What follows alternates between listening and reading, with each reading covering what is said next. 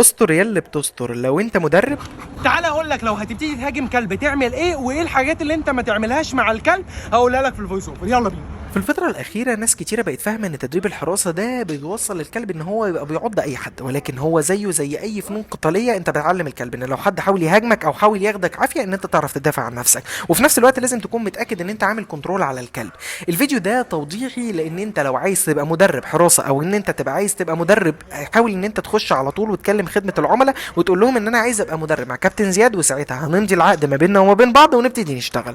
طبعا في الفيديو ده أنا بشتغل مع كلب تاني سيشن ليه، وكان قيادة وتوضيح من كابتن عمر ان شخصية الكلب ده لسه بتاخد 1 2 3، فانا ابتديت اشتغل على هذا الاساس. يعني ايه 1 2 3 ابقى تفهمها بعدين لما تبتدي ان انت تبقى مدرب، مش لازم تفهم في الفيديو ده. بس مهم جدا ان انت تبقى حاسب خطواتك مع الكلب وبترجع اسرع منه عشان تديله ثقة. وهنا انا كنت بلمس الكلب عشان يبتدي ان هو ينتصر، وفي الاخر هربت الملعب. وما تنساش